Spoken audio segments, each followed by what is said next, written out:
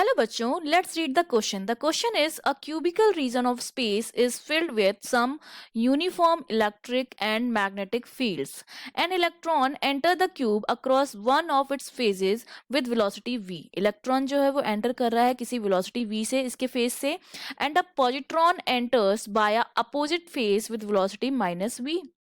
Eight this instant वो क्या कर रहा है, अपोजिट फेज से एंटर कर रहा है.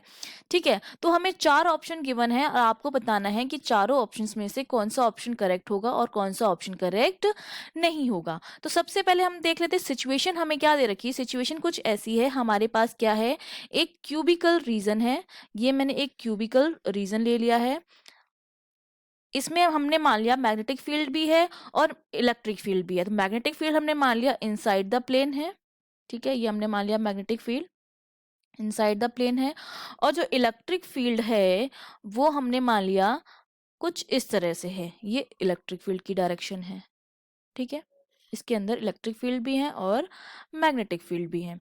अब एक तो आपको एंटर कर रहा है इलेक्ट्रॉन, सपोज इलेक्ट्रॉन इस फेज से एंटर कर रहा है और एक एंटर कर रहा है पॉजिट्रॉन. तो पॉजिट्रॉन हमने मान लिया वो यहाँ से एंटर कर रहा है. ये भी v वेलोसिटी से एंटर कर रहा है और ये भी v वेलोसिटी से ही एंटर कर रहा है. दोनों की वेलोसिटी क्या है, ये है. ठीक है, दोनों की वेलोसिटी v है. अब हमें पता है कि जब ये इलेक्ट्रॉन और पॉजिट्रॉन इस क्यूबिकल रीजन के अंदर एंटर करेंगे जिसमें क्या है, जिस रीजन में इलेक्ट्रिक फील्ड और मैग्नेटिक फील्ड हैं, तो इस पर दो फोर्सेस लगेंगे. मैग्नेटिक फील्ड की वजह से magnetic force and electric field की वजह से इलेक्ट्रिक फोर्स.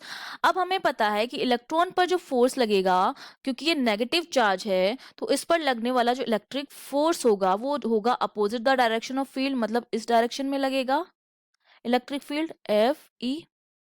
और पॉजिट्रॉन पर जो इलेक्ट्रिक फील्ड फोर्स लगेगा वो, क्योंकि ये पॉजिटिव चार्ज है, तो in the along the direction of electric field लगेगा, मतलब इस डायरेक्शन में लगेगा एफ ई. अब अगर मैं बात करूं मैग्नेटिक फोर्स की, तो जो मैग्नेटिक फोर्स होता है हमारा वो हमेशा परपेंडिकुलर होता है वेलोसिटी के. तो मतलब ये क्या लगेगा, डाउनवर्ड डायरेक्शन में लगेगा वेलोसिटी के पर, क्योंकि वेलोसिटी ये है और इसके परपेंडिकुलर लगेगा तो ये लगेगा एफ एम. सिमिलरली इस पर भी क्या लगेगा, परपेंडिकुलर टू द वेलोसिटी, मतलब downward the direction F M. और एफ एम की जो वैल्यू होती है वो क्या होती है, क्यू बी भी होती है. जो हमारा एफ एम होता है वो किसके बराबर होता है, क्यू बी के बराबर होता है, इसका मैग्नीट्यूड होता है. तो अब हमने उस पर लगने वाले फोर्सेस को हमने लिख लिया है कि ये इतने इतने फोर्सेस लगेंगे. तो अब हम देखते हैं हमारे ऑप्शंस क्या है. हमारा जो पहला ऑप्शन दे रखा है, this is the electric force on both the particles causes identical acceleration. जो इलेक्ट्रिक फोर्स लग रहा है उसकी वजह से आइडेंटिकल एक्सलेरेशन होगा. आप देख रहे हैं कि इस पर जो इलेक्ट्रिक फोर्स लग रहा है वो लग रहा है राइट डायरेक्शन में, तो ये इसको एक्सेलरेट करेगा राइट में. और इस पर लग रहा है लेफ्ट डायरेक्शन में, तो इसका जो इसको एक्सेलरेट करेगा लेफ्ट डायरेक्शन में. तो दोनों का क्या हो गया, डायरेक्शन अलग हो गई. तो मतलब जो एक्सेलरेशन होगा वो आइडेंटिकल नहीं होगा. तो मतलब ये जो ऑप्शन होगा हमारा क्या हो जाएगा, गलत हो जाएगा, क्योंकि एक लेफ्ट साइड में उसको एक्सेलरेट कर रहा है और दूसरा राइट साइड में एक्सेलरेट कर रहा है. दैट मीन्स जो एक्सेलरेशन है वो आइडेंटिकल नहीं है. तो पहला ऑप्शन आपका हो गया रॉन्ग.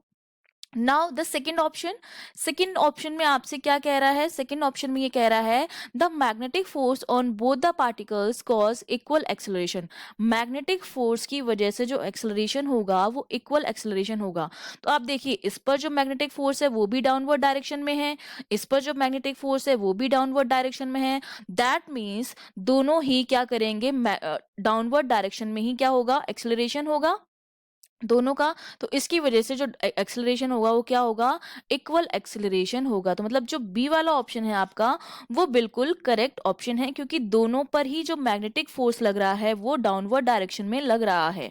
ठीक है, सेम डायरेक्शन में लग रहा है तो मतलब वो उसको क्या करेंगे, सेम डायरेक्शन में ही एक्सेलरेट करेंगे. और अमाउंट ऑफ जो मैग्नेटिक फोर्स है वो भी, उसका जो मैग्नीट्यूड है वो सेम ही है, सिर्फ चार्ज में डिफरेंस है. ठीक है, एक का चार्ज पॉजिटिव है एक का चार्ज नेगेटिव है, लेकिन दोनों का जो मैग्नीट्यूड है वो सेम है. जब magnitude of magnetic force same है तो उसकी वजह से जो एक्सेलरेशन होगा वो भी क्या आएगा, सेम आएगा. दैट मीन्स जो बी ऑप्शन है आपका वो क्या हो जाएगा, एकदम करेक्ट हो जाएगा. नाउ ऑप्शन सी में आपसे क्या कह रहा है, बोथ पार्टिकल्स गेन और lose energy at the same time. दोनों पार्टिकल जो होंगे किसी भी इंस्टेंट टाइम पर same amount of energy lose या गेन करेंगे.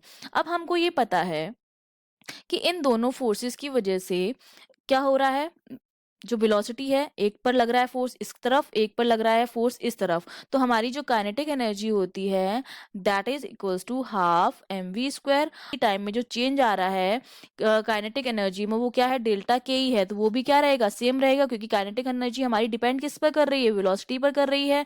तो डेल्टा के ही जो आएगा हमारा दोनों के लिए क्या आएगा, सेम आएगा। दैट मीन्स सी ऑप्शन जो है आपका वो भी क्या हो जाएगा, बिल्कुल करेक्ट हो जाएगा। ठीक है। अब हमसे पूछा जा रहा है लास्ट ऑप्शन के बारे में। तो जो लास्ट ऑप्शन है उसमें ये कह रहा है the motion of centre of mass, the motion of centre of mass जो होगा हमारा वो क्या होगा, डिटरमाइंड बाय बी अलोन, वो केवल और केवल डिटरमाइन करेगा मैग्नेटिक फील्ड, और उस पर किसी भी तरह का इलेक्ट्रिक फील्ड का कोई भी वो नहीं होगा। तो अब देखिए ये वाला हमने सी को एक्सप्लेन किया था और यहाँ पर ए और बी दोनों एक्सप्लेन हो गए थे। अब हम एक्सप्लेन कर रहे हैं डी को।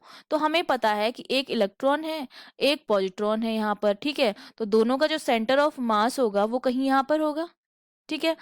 अब इन पर इलेक्ट्रिक फील्ड इस पर लग रहा था इस डायरेक्शन में, इस पर लग रहा था इलेक्ट्रिक फील्ड इस डायरेक्शन में, इसको कैपिटल ई लिख देते हैं, ठीक है, इस डायरेक्शन में लग रहा था।